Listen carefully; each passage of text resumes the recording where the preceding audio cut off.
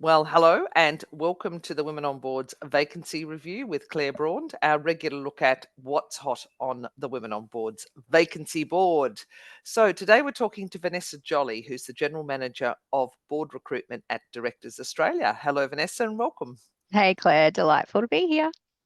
All right, so you've got two vacancies up with us at the moment for the C Group, hmm SEE Group. What is the C Group hmm and why are they seeking two directors at this time? Yeah, great. So the C Group are a wonderful company based on the Gold Coast in Queensland. I think what I really enjoy about their business is that it's a family business, first generation. So a group of them got together with all different interests and different specialties, which makes it, I think, really nice. It's not a group necessarily of all engineers coming together or a group of all lawyers coming together. They all do have their individual wheelhouse. So they've started this business. It's grown significantly. It sits somewhere around that 5 to 600 million in turnover mark. So it's no small business.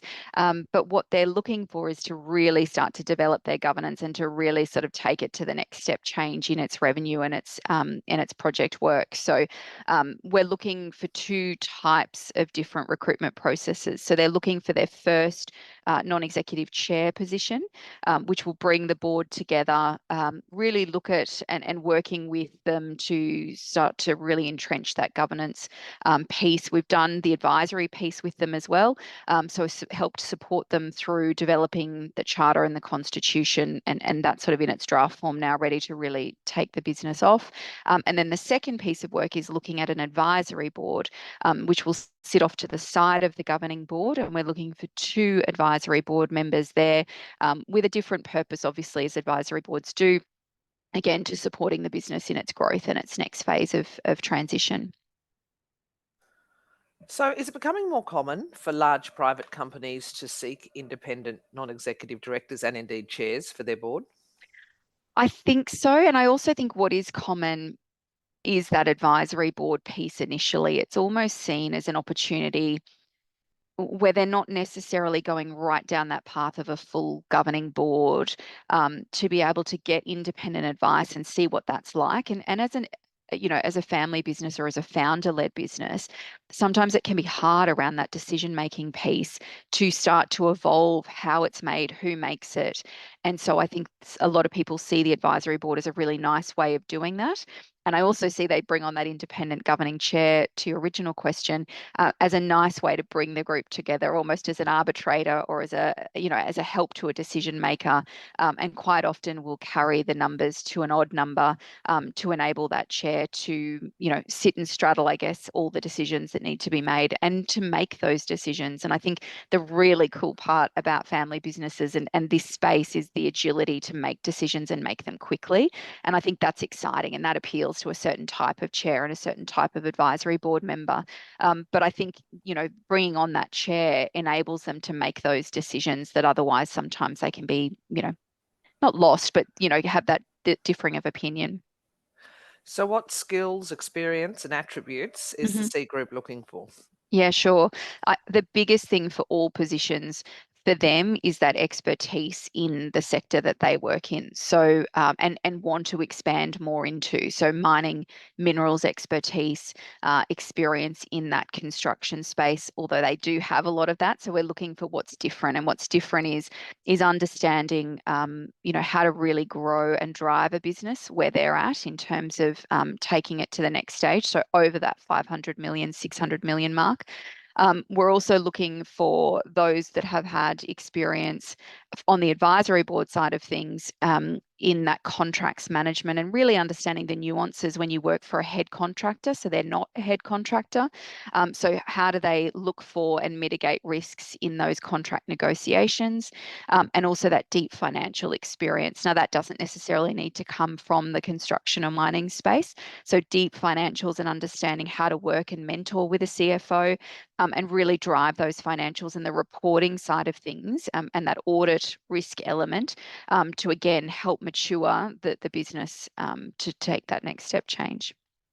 So it's all about growth. So we're looking for people that have driven a business, that have the runs on the board, that have been able to successfully grow a business significantly and potentially into new markets as well. So, how will applicants be assessed and what should they expect through this process, Vanessa? Sure. Look, how they'll be assessed initially is, as we run things at Directors Australia, they'll be submitting a resume and a cover letter. As I've said to a number of your members recently, it's so important to have a tailored cover letter, and I'd really implore all WOB members to continue to think really diligently about applying for these opportunities, and when they do, to put that effort into the cover letter. So being really specific in addressing them. So if you want the position description, reach out to me. I'll happily flick it over in more detail. We've got detailed ones on both. But really looking to address those key elements in the selection criteria, and not needing to hit all of them, but where it says that they are mandatory, ensuring that they address whatever gaps there might be in their CV that aren't as obvious to me as a reviewer of that.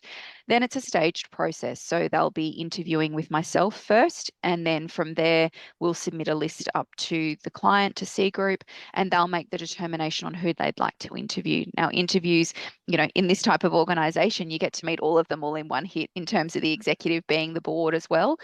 So there is a really good opportunity for WOB members to get their due diligence through the process. So you're meeting with people as you step through, and different bits of information we like to release through the process. So you'll be able to receive, as the process steps through a little further, things like the charter and the constitution, other things around budget and finances and things like that when we start to get to that non-disclosure point in the process.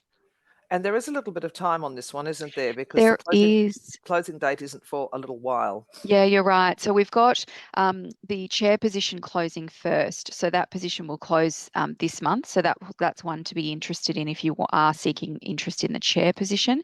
The advisory board, however, we would like the chair to be part of that decision making. So we'll want to run that process through to a point where we've got a preferred candidate for the chair position who accepts, and then they will form and have final interviews with the advisory board members. Because I think as a chair, when we're so close to running a process like this, it's really nice for them to be part of that decision making, and be able to get people that will complement the skill set of the chair, as opposed to then ending up with something that might look like a duplicate.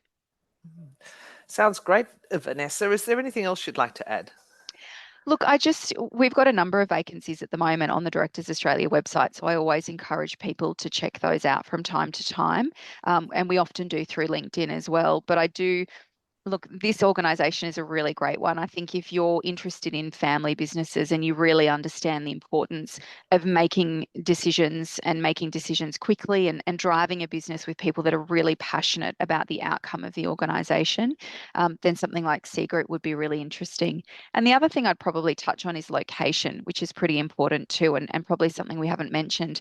So the chair position, I think it will be important for that chair to either be regularly in and around the Gold Coast. Now, that may be travelling up for other boards and commitments, or travelling across wherever they're based in Australia, but they will need to be here quite regularly, particularly in that first 12 months, given it's a first time inaugural chair position.